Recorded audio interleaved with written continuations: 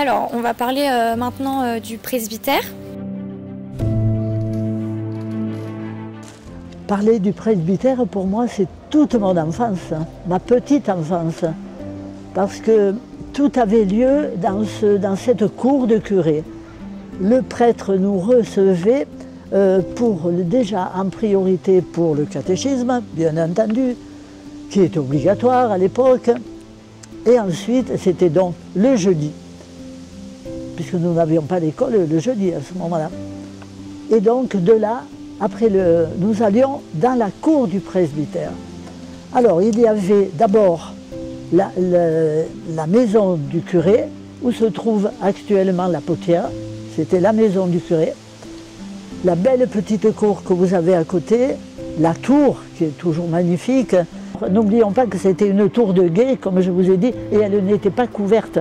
Il n'y avait que les créneaux à l'époque, donc c'était dangereux pour nous les enfants à l'époque d'y monter. Et puis sous les arcades, c'était notre lieu de rendez-vous. Le prêtre de l'époque avait un grand coffre ancien rempli de vêtements de femmes, de belles robes, de beaux chapeaux à l'ancienne, de chaussures, de robes en dentelle, comme on faisait à l'époque. Et nous, bien sûr, qu'est-ce qu'on faisait? On se déguisait à chaque fois, et on s'amusait dans cette cour et dans ce bâtiment qui était magnifique, plus ou moins bien entretenu, il faut dire. Hein. Alors, mais je dirais que toutes les générations de Valabrégantes et Valabrégans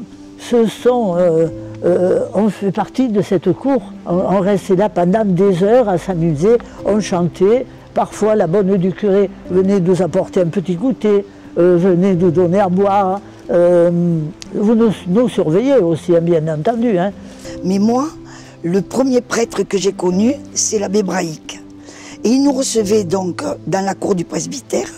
Et la grande salle, là, tout ce qui va être donc restauré, amélioré, là, c'était notre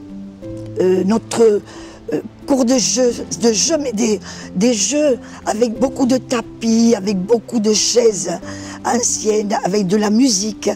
Il avait, je ne sais pas si ça s'appelait comme ça, mais un tourne-disque. Et on dansait, voilà. On passait de l'église au presbytère par le passage souterrain qui est muré maintenant. Sinon, moi, quand j'étais petit, c'était toujours en ruine et bon, ça commence à se dégager maintenant. En 1951, M. Morin, qui s'occupait un petit peu de la navigation sur le Rhône, explique qu'il va nourrir les vaches au presbytère. Donc le presbytère, enfin la butte, on va dire, sert d'abri. Et s'il y a encore des gens à Valabrègue, c'est peut-être parce que justement il y avait cette butte, il y avait ce presbytère, il y avait cette ancienne église qui occupait cet espace hors d'eau.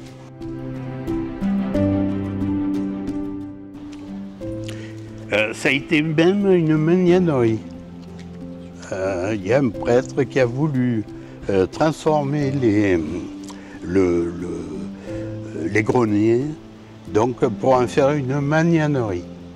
Et les archives le précisent parce que justement il n'était pas d'accord avec le fait d'installer un nouveau vicaire dans le presbytère. La sériciculture était très implantée à Valabrègue. Vu qu'avant qu'il y ait des platanes, il y avait des mûriers. Et c'était une activité complémentaire à l'activité de vannier. Parce que dans la maison de vannier standard, il y a au rez-de-chaussée, il y a ce qu'on appelait la patouille, la cuisine, l'atelier du vannier. À l'étage, il y avait la chambre et au-dessus, il y avait le grenier où le vannier stockait ses ouvrages, plus élevait les cocons. Les cocons étaient pesés, le garde était assermenté pour peser les cocons et ils allaient à la magnanerie.